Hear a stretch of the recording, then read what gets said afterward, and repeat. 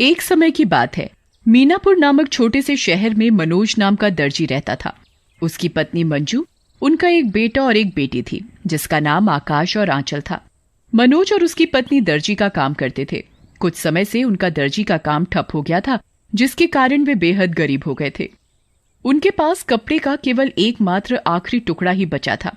उसे वो सिलकर बेचना था। उनके पास जीवन यापन के लिए कपड़े सिलने का ही एकमात्र सहारा था। उन्हें बस यही चिंता सताती रहती थी कि बच्चों का, हमारा सबका गुजारा कैसे होगा। बच्चों की तो खेलने खाने की उम्र है और उन्हें इस उम्र में ये सब झेलना पड़ रहा है। एक दिन की बात है।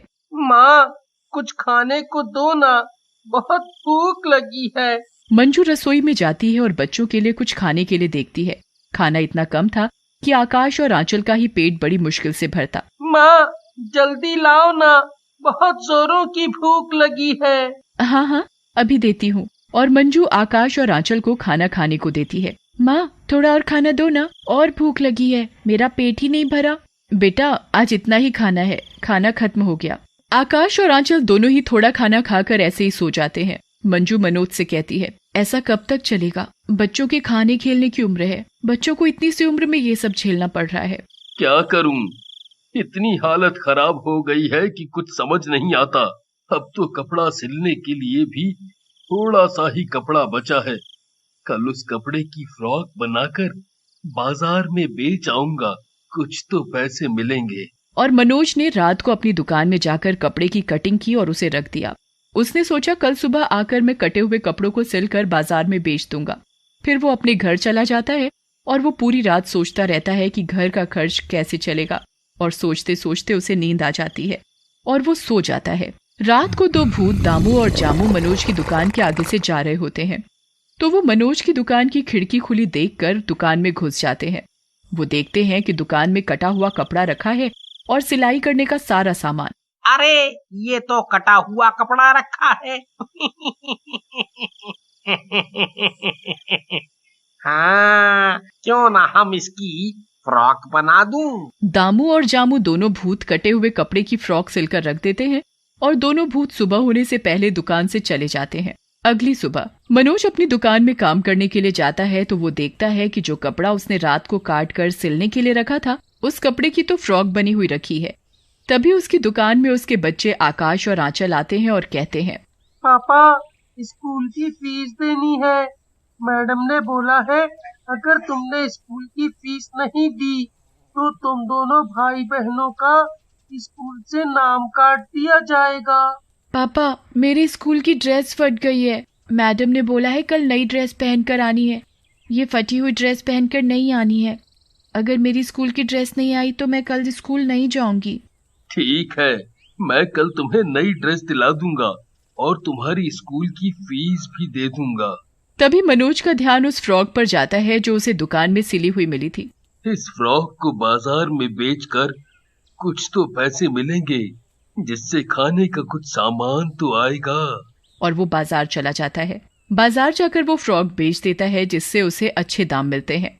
चलो, आज इस फ्रॉक के थोड़े तो ज्यादा पैसे मिले, कम से कम आज बच्चों को भूखों तो नहीं सोना पड़ेगा। मनोज कुछ खाने का सामान खरीदता है और बाकी पैसे का कपड़ा खरीदता है जिसे वो हमेशा की तरह दुकान में जाकर काट कर रख देता है।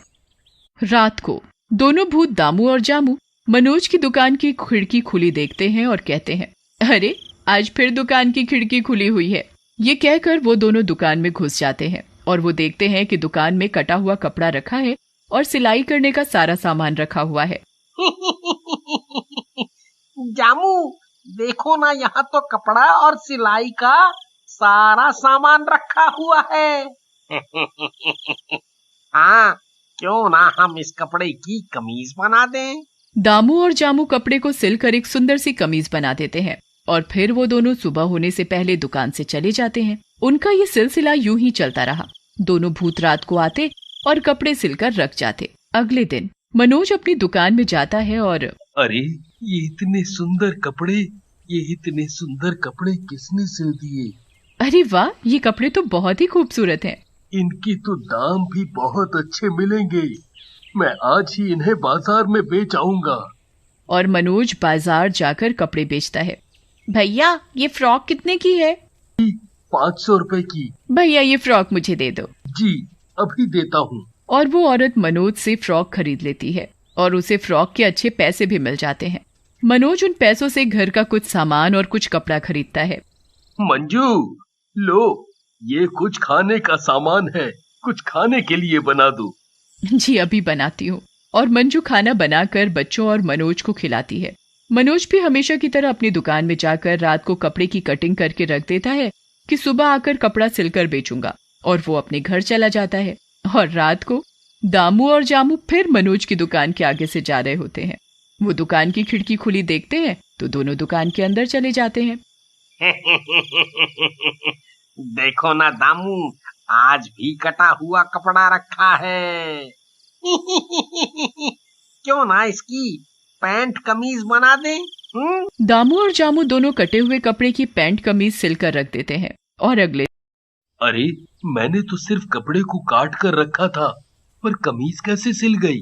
पर ये कपड़े सिले बहुत सुंदर हैं। हाँ वाकई में बहुत ही खूबसूरत हैं। इनके तो बाजार में दाम भी अच्छे मिलेंगे। मनोज पैंट कमीज को लेकर बाजार में बेचने चला जाता है, जहां उसे पैंट कमीज के और दिन से ज्यादा पैसे मिलते हैं। मनोज उन पैसों से घर का राशन का सामान और बच्चों के लिए मिठाई और बेचने के लिए कपड़ा खरीदता है। आज मनोज दुगना कपड़ा खरीदता है और घर पहुंचकर मंजू राशन है और बच्चों के लिए मिठाई। मिठाई? पापा आज तो हमारे लिए मिठाई लाए हैं, आज तो मजा आ गया।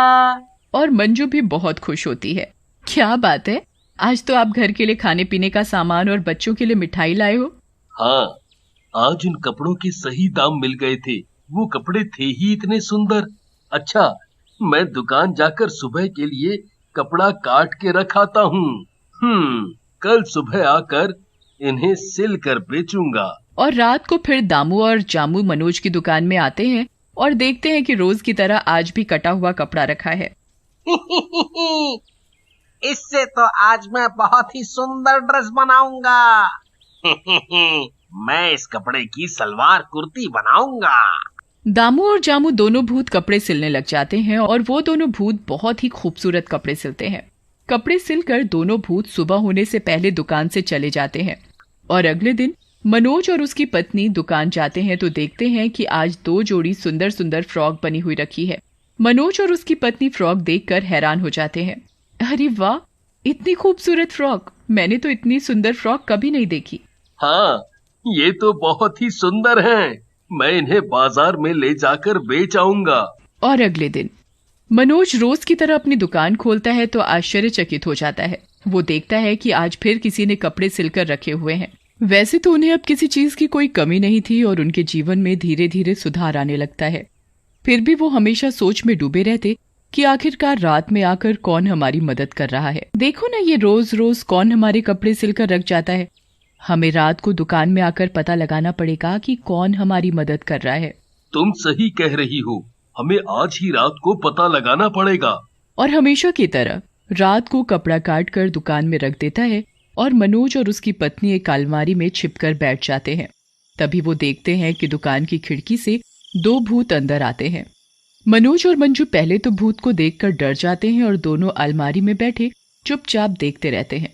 तभी दामू और जामू कहते हैं, देखो आज तो और दिनों से भी ज्यादा कपड़ा रखा है।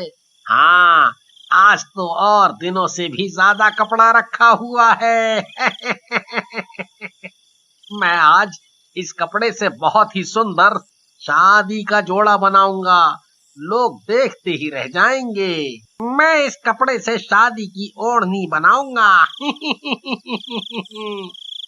और दोनों भूत अपना अपना काम करने में लग जाते हैं। दामू और जामू दोनों अपना अपना काम करके सुबह होने से पहले चले जाते हैं। अच्छा तो ये दोनों भूत इतने दिनों से हमारी मदद कर रहे थे। इन दोनों भूतों ने तो हमारी बहुत मदद की है। आज हमें इन दोनों भूतों की वजह से किसी भी चीज की कोई कमी नहीं है। हमें पैसे की भी दिक्कत नहीं है। अब हम आराम से अपनी जिंदगी गुजार रहे हैं। हमें भी इनके लिए कुछ न कुछ करना चाहिए। मंजू तुम बिल्कुल सही कह रही हो।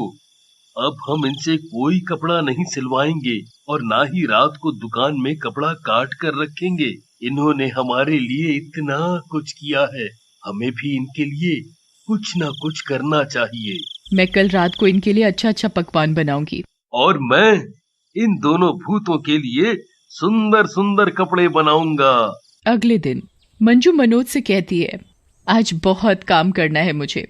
उन दोनों भूतों के लिए अच्छा अच्छा खाना बनाना है और उनके लिए स्वादिष्ट स्वादिष्ट मिठाई बनानी है। हाँ, और मुझे भी दोनों भूतों के लिए सुंदर सुंदर कपड़े बनाने हैं। मैं उनके लिए शेरवानी बनाऊंगा। हमें ये काम रात होने से पहले ही करना पड़ेगा। जी तुम सही कह रहे हो, बहुत काम है। मंजू और मनोज दोनों अपने अपने काम में लग जाते हैं और रात होने से पहले मनोज शेरवानी सिलकर रख देता है और मंजू भी पकवान और मिठाई बनाकर दुकान में रख देती है। मनोज और मंजू दोनों अलमारी में छिपकर बैठ जाते हैं तो देखते हैं कि दुकान की खिड़की से दोनों भूत अंदर आते हैं। अरे, आज तो सिलने के लिए कपड़ा ही नहीं है। अरे हाँ, आज तो कपड़ा नहीं रखा हुआ है। और ये क्या, शेरवानी? अरे, यहाँ तो देखो, इतना सारा खाना, और ये क्या, मिठाई। अरे वाह वाह वाह वाह वाह। दामू और जामू दोनों भूत कपड़े पहनकर बड़े खुश होते हैं और दोनों पेट भर खाना खाते हैं। अच्छा काम करने और उनकी मदद करने की वजह से मुक्ति मिल जाती है।